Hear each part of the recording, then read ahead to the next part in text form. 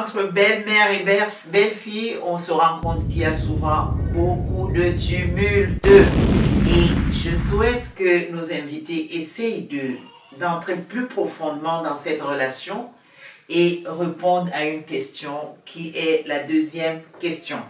Alors, pourquoi les relations entre belle-mère et belle-fille sont-elles souvent tumultueuses? Lorsqu'on a fait son choix, le foyer est déjà en marche, mais c'est très rare qu'il n'y ait pas des couacs. J'ai vu un cas en France, une belle-mère qui craint Dieu. Elle avait choisi la femme pour son fils. Cette belle-mère est arrivée un jour, non, elle nous envoie des photos, elle a des bosses partout. C'est sa belle-fille qui l'a boxée, elle l'a mis à sac. Et c'est elle qui avait choisi cette fille, s'il vous plaît. Et quand on lui a posé la question, elle a dit que sa belle-fille ne veut pas d'elle chez elle. Elle veut que sa maman. C'est quoi ça?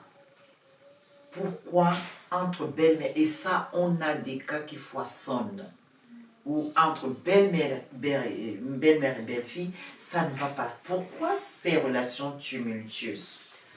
Nous ne devons pas perdre de vue que nous avons un ennemi commun, qui est le diable. Et ce diable ne veut pas le bonheur de qui que ce soit. Et ce diable vient, Jésus-Christ dit que l'ennemi vient pour voler, pour détruire, pour égorger. Vous avez par grâce une belle-mère. Et belle-mère, vous avez par grâce une belle-fille. Ça ne s'achète pas avec de l'argent. Et c'est une grâce d'être aimé par sa belle-fille et d'avoir même une belle-fille. C'est une grâce d'avoir une belle-mère.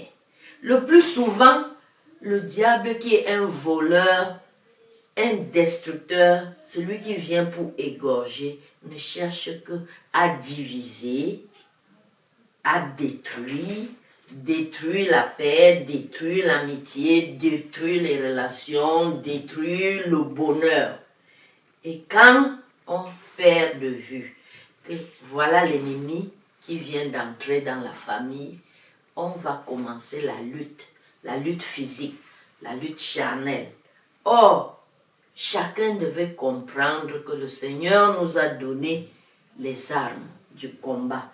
Notre ennemi n'est pas une personne physique.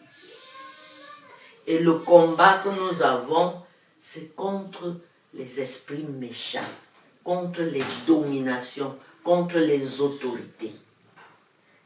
Et la plus grande bêtise, c'est de concevoir de la haine contre sa belle-mère ou contre sa belle-fille. Parce que celui qui a la haine en soi demeure dans la mort, demeure dans les ténèbres. Et le Seigneur dit dans 1 Jean 4, verset 16, que celui qui demeure dans l'amour demeure en Dieu et Dieu demeure en lui.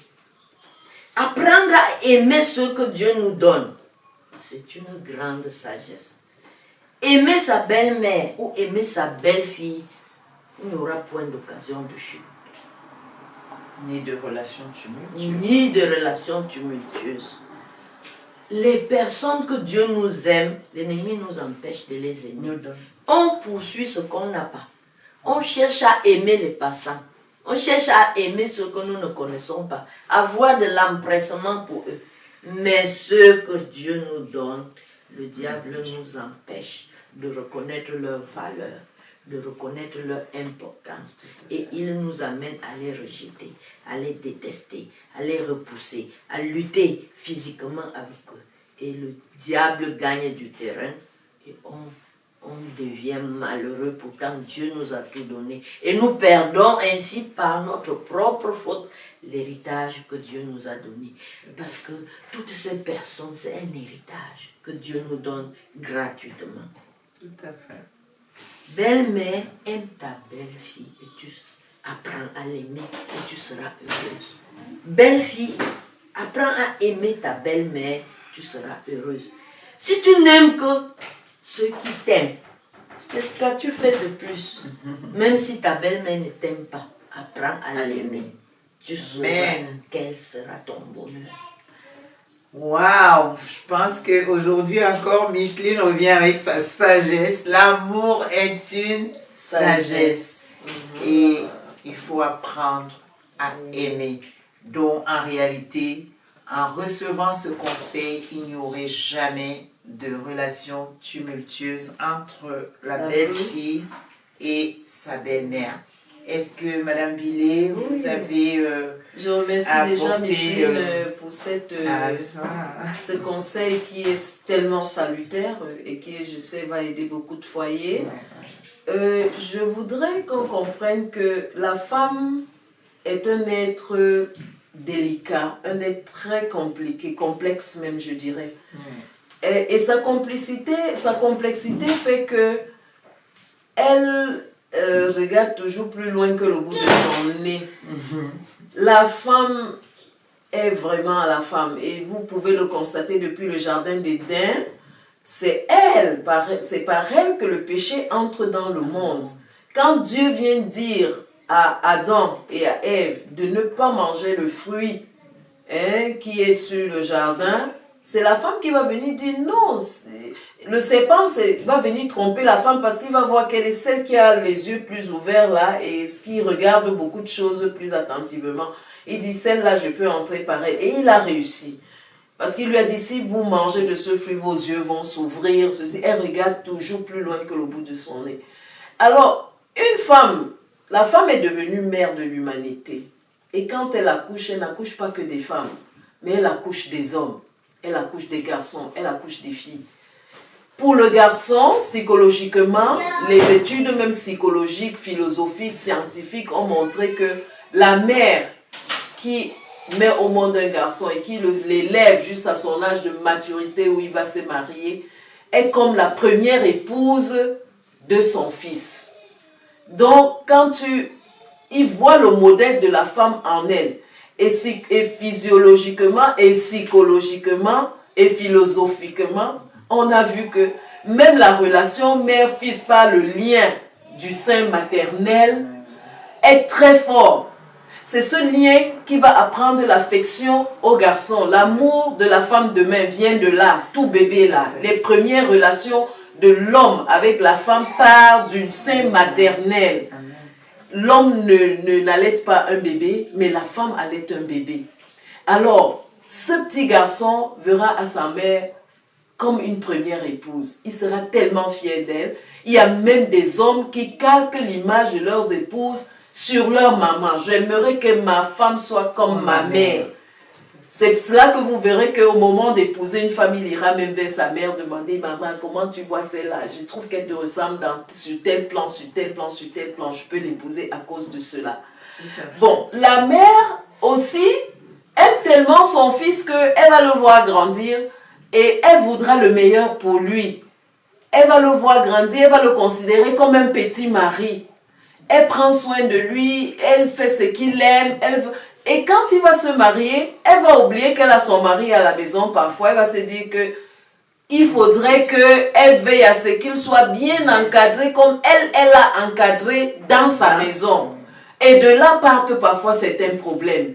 Parce qu'à un moment, elle confond sa relation mère et fils. Elle pense qu'elle est l'épouse. Elle joue le rôle de l'épouse sans l'être, étant la maman. Et en même temps, elle ira même parfois dans la maison dire « Mon fils n'aime pas manger ceci, il aime plutôt manger cela. » Et ça va aigrir la pauvre petite, la belle fille, qui ne va pas comprendre ce qui se fait. Elle va dire « Mais celle-là, elle vient chercher quoi chez moi? Elle a sa maison là-bas. » Donc, c'est pour vous dire que la relation belle-mère et bru demande vraiment du travail, de la réflexion et des conseils. Parce que je voudrais dire aux jeunes filles qui partent en mariage, qu'elles épousent un jeune homme, mais ce jeune homme vient d'une famille. Ce jeune homme a une mère, ce jeune homme a un père. Quand elle entre, qu'elle observe, qu'elle voit quel est leur comportement, leurs attitudes, à cause de l'amour. On a vu les vertus de l'amour dans ce programme de GTV sur le bonheur familial, on a vu ce que peut l'amour. L'amour va t'aider à surmonter une multitude de défauts, de difficultés, d'iniquités, de souffrances qui sont de défauts que tu vas rencontrer dans ton partenaire et dans la belle famille. L'amour va t'aider à voir ta belle-mère comme ta propre maman. L'amour va t'amener à l'aimer même, peut-être même plus que ta mère. Et je t'assure que cette maman va t'aider à surmonter aussi certaines difficultés, à grandir. Elle va t'apporter vraiment, voyant l'amour que tu lui auras apporté, elle va se donner pour toi. Elle va même t'aider à gérer ton foyer, à gérer même son fils. Elle va même te donner les secrets que tu n'avais pas de son fils. Parce que l'amour qu'elle t'aura vu manifester à son égard, vraiment sera plus fort qu'elle. Mais il y a des mamans ingrates. Tu lui fais n'importe quoi, elle ne voit pas.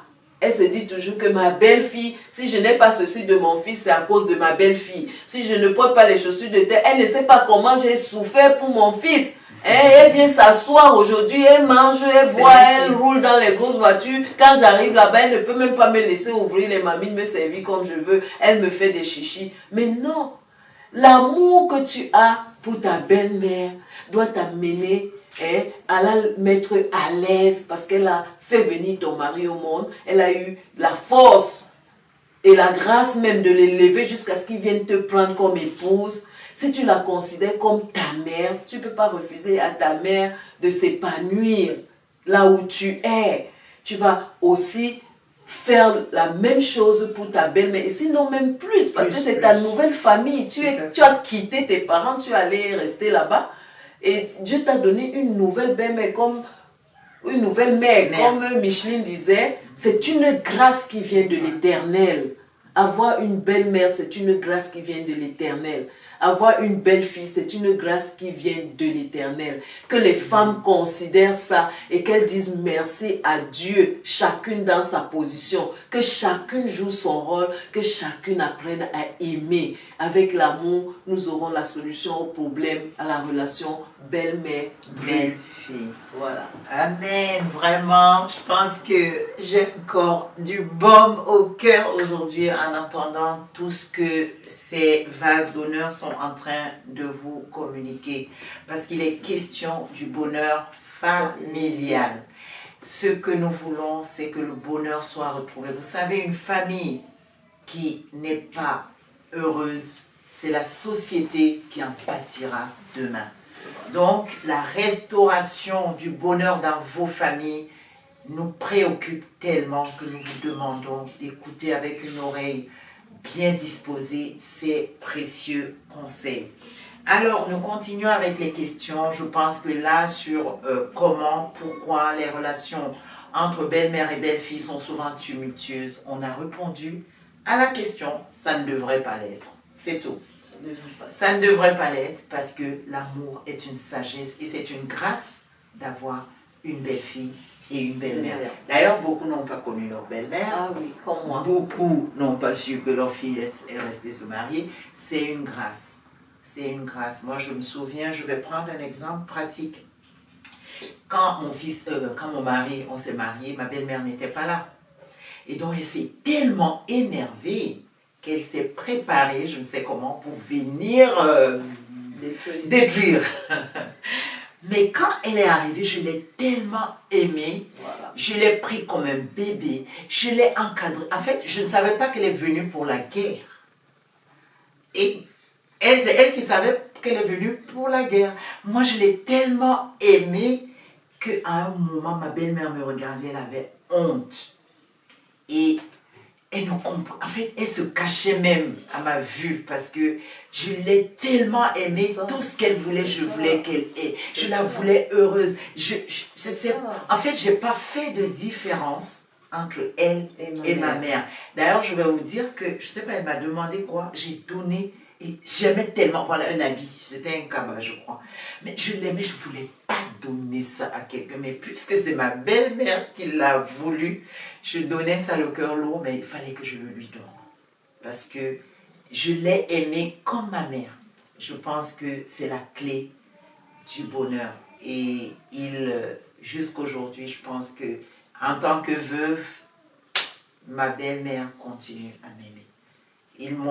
Ils ont salué mes bonnes œuvres le jour de l'enterrement de mon époux. Tout un village pleurait cette belle fille qu'ils ne verront plus. Ils m'ont supplié, ne nous lâche pas, nous avons besoin de toi. Donc, laissons derrière nous des bons souvenirs et des bons témoignages. Ça ne fera que du bien à nous-mêmes.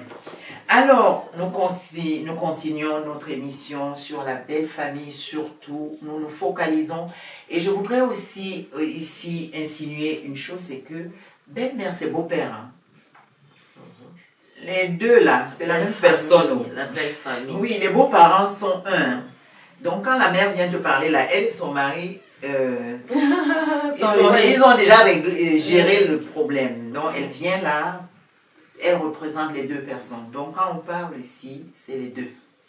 Voilà. Alors, si ma belle-mère ne m'a pas accepté dès le départ, comment puis-je la conquérir? Je pense que j'ai répondu à cette question par ma propre belle-mère. Et puis, il faut la conquérir par l'amour. Et sauf si tu n'as pas aimé ta propre maman. Parce que si tu aimes ta maman, automatiquement, tu vas aimer ta belle-mère. Okay. Moi, le conseil que je donne à mes enfants, mes propres enfants, fruits de mes entrailles, c'est d'être amis avec leur belle-mère. Et parfois, je suis obligée de gronder pour ça. Il faut que tu sois l'ami de ta belle-mère. Ça, c'est mon conseil numéro 1. Donc, je pense que vous prendrez aussi ce conseil pour régler les litiges et n'ayez pas honte d'aller vous réconcilier à partir de cette émission avec votre belle-mère. Parce que figurez-vous, vous avez un enfant, vous avez aussi des enfants. Si demain, votre belle-fille vous traite comme aujourd'hui, vous traitez votre belle-mère, mettez-vous juste à sa place, à cette place que vous occupez aujourd'hui, parce que demain, vous serez aussi une belle-mère. Donc, parfois, nous oublions que dans la vie, il y a des rétributions, il y a des retours. C'est ce que nous allons s'aimer aujourd'hui, que nous récoltons demain. Merci vraiment, Madame Villers, pour tout le développement. Et vraiment, merci Micheline, parce que je pense que nous avons déjà beaucoup dit sur cette relation belle-mère et belle-fille. Alors, puis-je interdire à ma belle-mère de venir chez moi lorsqu'elle se montre envahissante? C'est ce que tu disais tout à l'heure. Qu'est-ce que Micheline peut dire? Bon, elle est là tout le temps. Est-ce que vous allez bien? Qu'est-ce qu'il faut faire? Parce que la belle-fille trouve déjà qu'elle est de trop. Il faut savoir que quand on n'aime pas, on demeure dans la mort. On demeure dans les ténèbres. Et on demeure donc dans l'obscurité. On agit en tâtonnant. Mais quand on aime, on ne voit pas un certain envahissement. On est heureux de se retrouver. On est heureux quand la belle-mère arrive. Imaginez, la belle-mère, c'est la mère de votre mari. Vous avez aussi une mère. Ou bien le mari a aussi une mère. Et sa femme a aussi une mère. Et personne n'aimerait qu'on chasse sa maman. Personne. Trouver que la belle-mère est envahissante, ça veut dire que demain, votre mari peut aussi trouver que votre mère est envahissante. Et puis, comment vous allez vivre dans votre cercle fermé sans personne? La richesse d'un homme, c'est les hommes. Amen. La meilleure richesse d'un homme, c'est les hommes. Quand tu repousses les hommes, demain, la solitude va te tuer. Et même, si je peux dire quelque chose, ils ne sont pas là éternellement. Ils ne sont pas là éternellement. Il faut profiter, parce que demain ne nous appartient pas. Il faut profiter. Si je prends un exemple, Ruth avait une belle-mère. Et elle avait la même belle-mère que Orpa. Exactement. Ruth est restée attachée à sa belle-mère. Et cet attachement, cet amour lui a apporté bonheur. Amen. Mais Orpa qui s'est en allée, On ne voit pas son histoire. Perdu dans la nature. Donc, la richesse d'un homme, c'est les hommes. C'est ça. Tout à fait. Ta belle-mère, c'est une richesse pour toi. Que les hommes que Dieu te donne, que tu cherches à t'attacher à elle. Que ce soit ta belle-mère ou ta belle-fille. C'est une protection. Et c'est bien. On ne sait pas ce que le lendemain peut enfanter.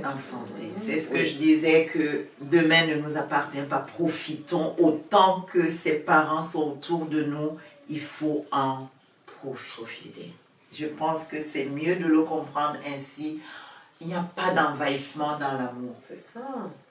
Au contraire, ben maman, t'es où? Je t'ai pas vu depuis une semaine, depuis un mois, mais t'es où? C'est un bonheur d'avoir. Même si elle est installée. Même si elle est installée, c'est la mère. C'est un bonheur. Donc, quelles sont les limites à ne pas franchir pour une belle-mère ou pour une belle-fille? Oui, bon.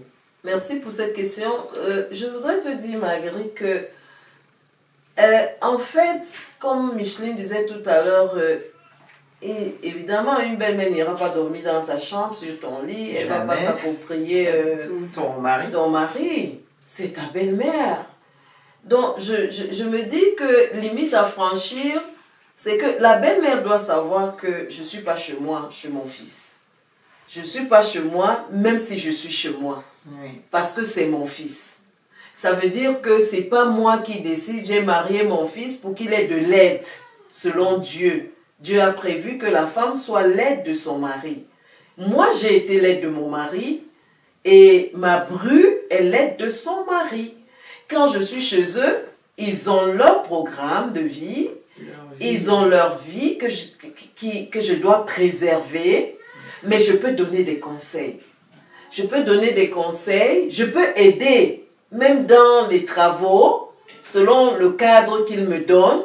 Je me dois de respecter les balises qu'ils mettent autour de moi pour ne pas me faire mal et pour ne pas leur faire du mal. Parce que il y a ce qu'on appelle l'ordre, la discipline et même l'éducation. Oui, l'éducation nous aide à éviter certains problèmes. Moi, je ne peux pas aller chez ma fille et je me mets à faire le programme de cuisine comme je veux, quand je veux, non! Je dois savoir qu'elle a son cadre. Quand je suis chez elle, même comme je suis la mère, je suis comme l'enfant. Parce que je suis chez elle. Elle a le droit je suis comme un visiteur sur le passage. Je ne suis pas chez moi. Elle a le droit de faire son programme, de faire sa cuisine comme elle veut, d'encadrer ses enfants comme elle veut. Mais je peux juste donner des conseils. Dire que bon voilà, là j'ai échoué parce que je faisais comme tu as fait là. Il ne faut pas faire comme ça. Oui, là, tu encadres mal le mari à ce niveau. Je vois que tu aurais mieux fait de faire comme ça. Et pour que ça marche, il faut aussi de l'humilité. Et il faut connaître où, quand et comment donner des conseils. Je peux même prendre ma fille de côté ou mon gendre de côté pour lui dire que bon, là, je vois que tu n'as pas bien agi. Il faut faire à l'avenir comme ça. Avec les femmes, ça marche mieux. Si je l'ai pris comme mon fils. Et à ma fille, je peux prendre de côté, je dis là, je vois que ça ne marche pas bien. Si tu faisais plutôt comme ça faciliterait la tâche, ça arrangerait les choses. Ça dit que le parent, même quand il est chez son enfant, il est là-bas comme un responsable, un encadreur, qui vient pas pour troubler, mais pour aider à faire avancer les choses. Donc, le parent a un regard plus pointilleux et plus minutieux de ce qui se passe dans la maison de son enfant pour aider, mais pas pour détruire. Ni pour imposer. Donc, tout ce que je dois éviter, c'est d'imposer des choses dans leur vie, parce qu'ils ont leur vie à eux. Je pense que c'est ça de m'aider. Tu penses que tu peux ajouter quelque chose? Quelles sont les limites à ne pas franchir? La maman, que ce soit la belle-mère, qu'elle soit belle-mère parce qu'elle est la mère de la femme ou belle-mère parce qu'elle est la mère de l'homme, elle doit savoir que le mari et sa femme, c'est une même personne. C'est ça. Tout à fait. Une même personne. Et elle doit savoir que la parole de Dieu dit de ne pas séparer ce que Dieu a joint. C'est ça. Sa contribution doit être de façon à les unir davantage. Ne pas les séparer, les aider à les séparer, à être dans les mésententes, dans les incompris, dans les querelles et dans les disputes. Il ne faut pas entrer dans leur relation pour ouvrir l'œil de l'un sur les défauts de l'autre. Non. Il faut les amener à surmonter leurs difficultés, leurs infimités. Donc, si une maman sait que c'est une et une même personne, elle doit les aider à s'aimer et non à se diviser, à s'entendre. Elle doit les aimer à s'entendre. Elle doit contribuer à l'unité, à être davantage plus soudée. Et elle ne doit pas oublier qu'elle est une étrangère dans leur relation. Tout à fait. Une personne étrangère. Elle est de passage. Elle est de passage. Et si elle n'a même pas droit de parler mal du mari à la femme. C'est ou de parler mal de la femme au mari. Elle n'a pas droit. C'est des limites à ne pas franchir. Tout à fait. C'est-à-dire, la belle-mère n'a pas le droit de mal parler du mari à sa fille. Oui. Et la fille non plus. La belle-mère non plus n'a pas le droit de parler mal de la femme à son mari. C'est une même personne. Si nous connaissons la vérité nous affranchira. Je pense que c'est là la plus grande paume de discorde entre belle-mère et belle-fille. Parce que souvent, on se rend compte que la belle-fille a plus confiance à sa mère, à qui elle se confie, qu'à son mari même. Et là, ça crée beaucoup de tumulte. Je crois que Micheline a dit à ce niveau qu'il faut travailler à leur unité et se mettre hors de leur cadre. Oui, elle a résolu ça par là, c'est important. Voilà. Alors maintenant, nous avons une question aussi très importante. Quels sont les fondements d'une relation harmonieuse entre belle-mère et belle-fille? Est-ce que ça n'entre pas dans tes réponses, dans ce que tu viens de dire, on dirait? Le meilleur fondement. Sur quoi fonder une relation harmonieuse? Mais chacun doit connaître qui il est et connaître qui est l'autre. Je suis la mère et mon enfant et sa femme sont une même personne. Tout à fait. Et comme j'aime mon enfant, je dois l'aider à aimer sa femme pour qu'il demeure une même personne. Donc, je dois savoir que c'est l'amour qui attire la présence de Dieu dans le foyer et les aider à s'aimer. Elle parle du fondement belle-mère, belle-fille plutôt. C'est ça? C'est-à-dire le fondement d'une relation harmonieuse, c'est-à-dire entre la belle-mère et la belle-fille. C'est ça. C'est-à-dire comment retrouver. Mais je ne sais pas, est-ce que vraiment c'est l'amour. C'est l'amour. Pour aider mon mari, je suis obligée d'aimer sa mère. Parce que je ne peux pas prendre la place de sa mère. Et si je suis la maman, je ne peux pas prendre la place de sa femme. C'est ça. Et quand je n'arrive pas à aimer sa femme, je le mets dans des difficultés. Il est obligé d'aimer sa femme. Sa femme est une partie de lui. Tout à fait. Sa femme, c'est lui. Et si j'aime mon enfant, je dois l'aider à aimer sa femme. Tout à fait. Si je n'arrive pas à accepter sa femme, alors qu'elle est là, elle fait des enfants même. Même si elle n'a pas d'enfants, elle en fera. Elle est son aide dans tous les plans de la vie. Si je l'amène à l'aimer, à détester sa femme, je suis son ennemi. Tout à fait. Et si je suis la femme et j'amène mon mari à détester sa mère, c'est de la folie. Quelqu'un ne peut pas détester sa mère. Non, c'est une vraie folie. Donc, si tu cherches à montrer à ton mari que ta mère n'est pas bien, tu es en train de le troubler. De tuer. Tu le troubles et tu te troubles toi-même. Oh, ça c'est très important. Alors, nous continuons notre émission en posant encore une question qui est très très pertinente. Quelle implication doit avoir l'homme dans la gestion de la relation entre sa mère et entre sa mère, c'est-à-dire la belle-mère, et sa femme, la belle-fille? Le terrain plat, le terrain le plus aisé, c'est apprendre à aimer. Sa belle-mère et oui. La belle-mère aussi. La belle-mère doit apprendre à aimer sa belle-fille. La belle-mère ne deviendra jamais la femme de son fils. Jamais. Et la femme de son fils ne deviendra jamais la mère de son mari. Tout à fait. Donc, alors, on doit s'accepter comme Dieu l'a voulu. Et s'efforcer de vivre en paix. Oui, la question c'était, quel est le rôle que l'homme doit jouer dans la relation entre sa belle-mère et sa femme? Je crois que c'est ça. L'implication. L'implication ici intervient à plusieurs niveaux. L'homme a une relation avec sa mère, une relation d'amour, et il a une relation avec son épouse, une relation d'amour. Cette implication doit se jouer déjà même dès le départ.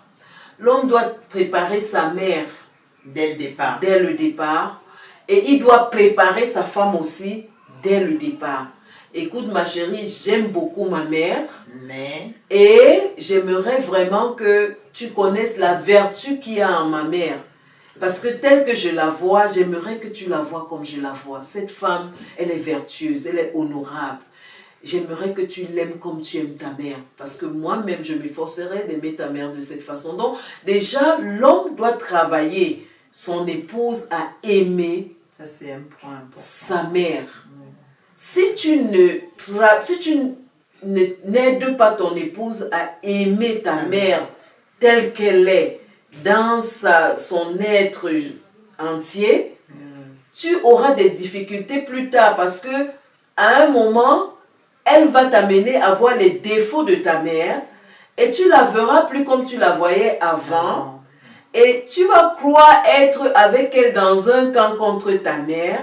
Il va te laisser faire, mais demain quand tu vas faire du mal à sa mère, l'amour qu'il a en lui, parce que son sang, le sang de sa mère coule dans ses veines, va faire en sorte qu'il ne t'aime plus. Je voudrais que tu le comprennes ainsi. Parce qu'il va dire que tu es venu et tu as réussi à le séparer de sa maman. C'est sa mère qui l'a amené dans ce monde. Et l'homme sage, c'est celui qui va former sa femme à aimer sa famille. Il va dire, voilà, tu es venu me trouver très bien dans ma famille. J'aimerais qu'on t'accepte. Qu'on t'accepte ou pas, toi tu dois les accepter parce que tu m'as accepté. Je viens de cette famille. J'aimerais que tu les aimes comme tu m'as aimé. Et ensemble, nous allons surmonter les difficultés parce qu'il y aura toujours des tribulations. Mais nous prendrons courage ensemble et nous allons vaincre cette partie de la vie difficile qui existe toujours. Mais apprends à aimer ma famille. Et si tu aimes ma mère comme tu aimes ta mère, tu verras que tu n'auras jamais de problème dans cette famille. Et moi, je n'en aurai pas. Mais si tu n'aimes pas ma mère, qu'elle commence à se plaindre tous les jours, quand je viens, c'est les problèmes. Elle n'arrive pas à manger. Quand elle vient, même un repas, tu ne peux pas lui servir. Un repas digne d'une maman qui m'a amené dans ce monde. Tu ne peux pas lui faire un cadeau pour qu'elle ait le cœur joyeux de m'avoir accompagné dans ce mariage. Ce sera ni à ta faveur, ni à la mienne. Pour un beau couple, pour que nous réussissions, pour que nous ayons leur protection, leur encadrement, il faut te rapprocher d'eux comme je me rapproche d'eux. Il faut faire amitié avec eux comme j'ai fait avec eux. Je crois que les choses se passeront bien. Et dans le cas contraire, au cas où tu fais bien, ils te rejettent, fais toujours ce qui est bien. Parce que la parole de Dieu nous dit que celui qui sait ce qui est bien ne le fait pas, pêche. Ne pêche pas à cause du péché de quelqu'un. Parce que beaucoup de femmes disent, oh, ma belle-mère, je lui fais beaucoup de choses, mais elle ne voit pas ça, elle ne regarde pas, elle me torture toujours, elle parle mal de moi. Non, Celui qui sait ce qui est C'est bien faire. ne le fait pas pêche. Fais toujours ce qui est bien et Dieu voit, Dieu te bénira parce que c'est ta mère. Si tu l'honores, même Dieu va t'honorer dans ce que tu fais. Et ton mari va t'aimer. Continue à faire du bien et Dieu te bénira. C'est ce que je peux donner au conseil aux femmes qui se plaignent beaucoup du fait que la belle famille ne voit Malgré pas leurs ce que... efforts, parce qu'il y a beaucoup de, pour ne pas, voilà, en fait, il y a beaucoup de belles filles qui disent qu'elles font tout pour aimer leur belle-mère, mais les belles-mères, ça ne prend pas. Je pense pas que ce soit là l'occasion de tout lâcher. Il faut continuer, comme dit Madame Billet, que celui qui sait faire ce qui est bien et qui ne le fait pas ne pêche pas parce que l'autre ne t'aime pas.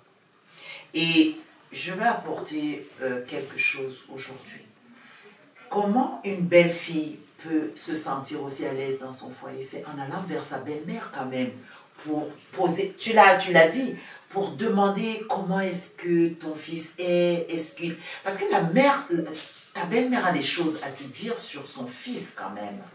Je pense que si, comme disait Madame Billet, quelqu'un qui a élevé son fils, surtout dans des familles où l'enfant du jour où il est né jusqu'au jour où il se marie, il sort de sa mère. Je pense qu'une belle fille sage devrait prendre beaucoup de choses de sa belle-mère pour bien bâtir son foyer et solidifier sa relation, son amour, son bonheur familial, son bonheur dans son foyer. Donc, faites tous vos efforts pour aimer votre belle-mère. Et comme Micheline dit, il faut que la belle-fille fasse sa part et la belle-mère aussi sa part. Et vous aurez le bonheur familial.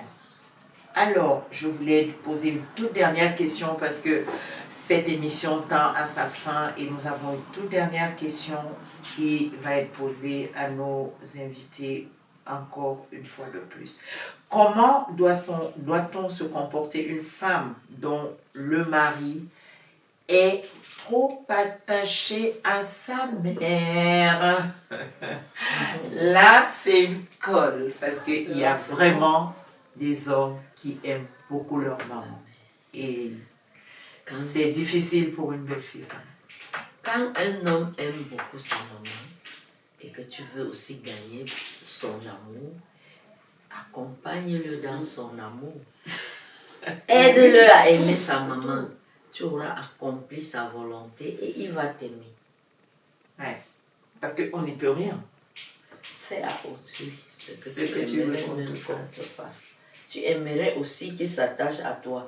Attache-toi Attends, à c'est sa à quoi? mère. Attache-toi à sa mère. Accompagne-le dans cet attachement.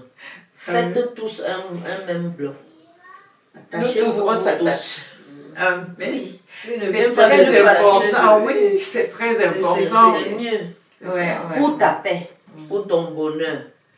Accompagne-le dans sa voie. Moi, je vais même ajouter qu'il faut envahir, toi, arrache sa mère et il va te poursuivre dans son sein. Moi, je suis avec ma belle. Du coup, il va dire, mais attends, je suis... Donc, en fait, tu auras gagné en débordant même d'amour pour ta belle-mère. Finalement, il va vous laisser dans votre côté, lui, il va s'attacher à toi. Parce que il faut être sage dans cette... Bon, comme on disait, il y a des belles-mères qui sont comme des idoles pour leur fils. Pour leur fils. Oui, elles sont vrai comme que des idoles. On tu a n'y vu peux tout à rien. l'heure que il te choisit même parfois parce que tu as quelque chose de sa Tu maman ressembles à sa mère. en toi. Alors ne viens pas séparer, viens chercher plutôt à savoir pourquoi Il aime beaucoup sa mère. Et cherche à copier ce qu'elle a de bien en elle pour qu'il t'aime autant qu'il aime sa maman. C'est ce que je voulais qu'il dire. retrouve les vertus qu'il y a en sa maman, en toi. Et quand il va le retrouver en toi, il sera l'homme le plus heureux du monde. Oh, Dieu m'a béni. J'ai une femme qui ressemble à ma mère. Et il va dormir tranquille. Il sera très, très, très heureux. Donc, toi aussi, tu seras heureuse. Et toi Tout le aussi, monde tu sera seras heureuse. Voilà. Eh bien, nous pensons avoir essayé de remuer dans cette relation belle-mère-belle-fille et d'avoir apporté aujourd'hui quand même quelques clés pour retrouver le bonheur entre belle-mère, belle-fille. En fait, c'est juste pour dire entre la belle famille et la belle, les belles familles. Donc, nous voyons... Je voudrais donner des exemples concrets parce que je crois que les exemples concrets aident aussi beaucoup nos auditeurs. Beaucoup, ils veulent Ma belle-mère sait faire la cuisine et mon mari l'aime beaucoup pour cela. Donc, c'est chez elle, parce que chaque fois que je soyais attentive, vous allez constater que quand vous faites de la cuisine, peut-être c'est un plat principal de chez vous que vous avez fait. Il va dire, ça, c'est pas fait comme la sauce jaune que ma mère fait souvent. C'est pas fait comme le dollet que ma mère fait souvent. C'est pas fait comme les légumes que ma mère fait souvent. Tu constates déjà qu'il aime sa mère parce que sa mère l'a bien, à cause de la bonne cuisine. Vraiment, son souhait était d'avoir une épouse. Tu peux aller vers la belle-mère même apprendre à cuisiner. Peut-être qu'il a une maman très élégante. Ma belle-mère est très élégante. Oui. Et mon mari aime les femmes élégantes. Il aime me voir bien mise. Je vais vers ma belle-mère voir comment elle s'habille. Qu'est-ce qu'il aime en elle. Et je copie, je lui dis, maman, comment tu fais pour t'habiller aussi bien? Comment tu fais pour marier tes couleurs? Tu apprends. Ma belle-mère peut être très propre. Et mon mari aime la propreté à cause de ça, parce qu'il a grandi dans ça. Avant que tu n'arrives, il avait une vie. Et il avait une vie avec une femme. Et cette femme, c'était sa mère. Va voir vers celle-ci. Comment elle fait pour entretenir sa maison. Comment elle s'habille quand elle sort. Comment elle parle. Elle peut être douce. Et toi, tu viens avec le tonnerre de main grondée. Et le jeune homme, il va rester accroché à sa maman où il trouvait de la douceur. Va vers la belle-mère, tu vois comment elle se comporte, comment elle vit. Tu apprends. Et quand tu vas revenir avec ce que tu as appris chez elle, tu seras heureuse. Tu vas gagner ton mari. Et Micheline, en conclusion, comment vraiment y parvenir pour que demain, on apprenne qu'après avoir écouté cette émission, j'ai réglé tous mes problèmes avec ma belle-mère. Tout va bien maintenant. Est-ce qu'il y a un dernier ingrédient? Je me dis que tout homme est failli. Oui. Et à plusieurs égards, on a failli, on a commis des erreurs. Quand on s'abaisse pour demander pardon, il y a comme si on a versé de l'eau sur un feu qui va s'éteindre. Tout à fait. Il faut arranger. Quand il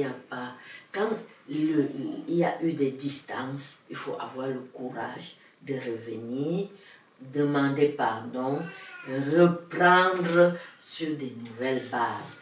Et la base d'amour, apprendre à aimer, apprendre à s'attacher à sa personne, à sa belle-mère que Dieu nous a donnée. Oui. Parce que le temps est court. Vraiment, ne perdons pas le temps. Il est temps d'aller vous réconcilier s'il y a eu des distances. C'est pas grave, parce que ce que Micheline veut dire, c'est que l'humilité précède la gloire. Moi, je dis toujours sur cette chaîne, le pardon prouve que tu es grand. Celui qui sait demander pardon prouve par ça qu'il est grand. Donc, c'est pas une honte, c'est pas une faiblesse, c'est plutôt de la grandeur, c'est de la valeur ajoutée. Celui qui sait que vraiment, avec sa belle-mère, il y a eu des conflits, je ne sais pas depuis quand, et ça empoisonne parce qu'il y a des petits-enfants.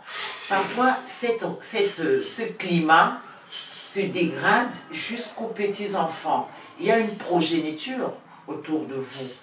Vous pouvez, dans un conseil de famille, vous pardonner et vous réconcilier pour repartir à zéro et vivre le bonheur désormais dans votre famille. Eh bien, sur ce, nous disons encore une fois merci à nos chers invités et vous avez la parole pour pouvoir saluer et dire au revoir à nos abonnés. Voilà, je voudrais déjà d'abord dire quelque chose qui est important. Nous avons eu pour émission la relation belle-mère et bru, c'est-à-dire belle-fille. Nous avons le mot belle. Moi, comme littéraire, j'aimerais qu'on insiste dessus, que quand on voit belle-mère, belle-fille, en fait, c'est quelque chose de beau. On doit comprendre que c'est une grâce de Dieu et aimer ce beau. Aimons le beau. Donc, entretenons-le. Et on a vu tout à l'heure que l'être humain, elle a dit, est imparfait. Nous avons faussé le pas ça et là, mais nous pouvons parvenir avec l'humilité de nous repentir et de nous convertir. Donc, de voir que nous avons mal fait par le passé et avec les conseils que nous avons eus, nous pouvons refaire notre vie de belle famille et partir sur des bases nouvelles. Amen. Le Seigneur est bon. Amen. Micheline, sur ce, nous vous disons donc au revoir. Adios. Et à très bientôt. À bientôt.